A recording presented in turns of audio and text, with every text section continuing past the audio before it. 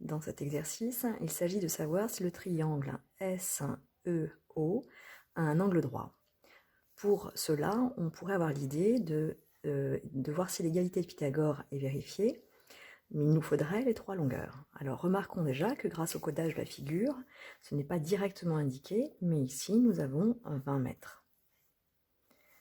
Quand nous observons cette figure, nous remarquons assez facilement qu'elle est composée de deux triangles.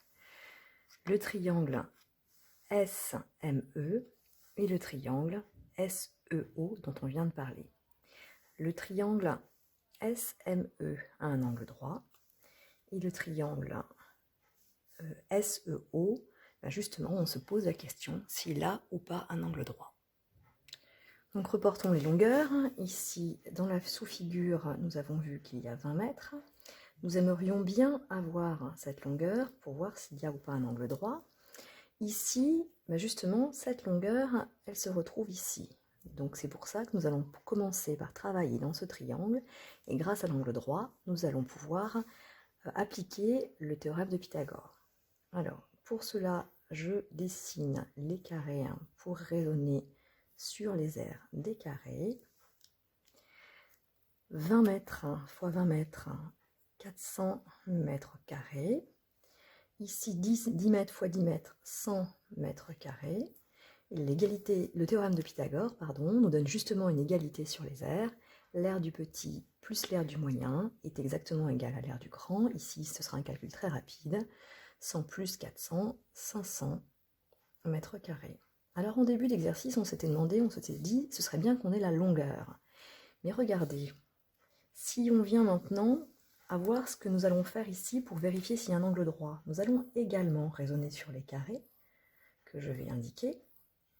Et à bien y regarder, ce n'était pas la longueur qui nous intéressait finalement, mais c'est ce carré. Donc ce carré, c'est le même côté, c'est le même. Du coup, je ne vais pas utiliser la longueur, mais je vais utiliser tout de suite directement les 500 mètres carrés. Ici, 20 mètres fois 20 mètres, 400 mètres carrés. 30 mètres fois 30 mètres, 900 mètres carrés. Et nous voyons que l'égalité est bien vérifiée, donc il y a bien un angle droit qui se situera ici en E. Reste à penser à une rédaction. Donc pour le premier triangle, pour cette sous-figure élémentaire, nous voulons utiliser l'égalité, donc il faut annoncer qu'on a le droit à l'utiliser. C'est parce qu'on a un triangle rectangle, c'est parce qu'on a un angle droit. D'après le théorème de Pythagore, nous avons l'égalité sur les carrés, sur l'aire des carrés, donc on la note comme ça. L'aire du grand carré est égale à la somme des aires des deux autres.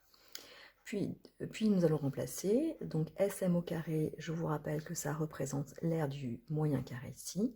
ME au carré, c'est côté fois côté, c'est bien l'aire du petit carré. Et la somme fait 500 mètres carrés et on s'arrête ici. Et à présent pour la deuxième sous-figure. Donc nous ne savons pas si on a un angle droit ou pas au début du travail. Nous regardons l'aire du grand carré, SEO au carré, qui est noté ici. Puis nous présentons ici la somme des deux autres aires. 500 mètres carrés plus 400 mètres carrés égale 900 mètres carrés. Donc nous on constate que c'est égal et on passe à la conclusion en 3 points, enfin l'explication et la justification en 3 points. Comme nous avons l'égalité sur les aires, d'après la réciproque, nous aurons un angle droit et on le précise, il est en E. Je vous rappelle que le côté le plus grand, l'hypoténuse, ne touche pas le sommet de l'angle droit. Et donc on a le triangle rectangle en E. Alors ici, ce qu'il faut retenir, c'est qu'il faut prendre du temps de trouver les deux sous-figures pour pouvoir travailler dedans. Et puis, il y avait une petite spécificité ici. Au début, on pense qu'on doit chercher la longueur, et c'est bien normal, mais on se rend compte que finalement, nous avons le carré qui a le même côté, donc la même aire, et on n'a pas besoin de faire racine ici, qui d'ailleurs, pour ceux qui ont fait l'exercice, vous avez certainement trouvé une valeur approchée, et en réutilisant la valeur approchée dans les calculs, vous allez conclure qu'il n'y a pas d'angle droit puisque vous n'aurez pas l'égalité. Donc là, si on se souvient bien de ce que veut dire l'écriture et qu'on raisonne sur les aires, on a moins de chances de se tromper.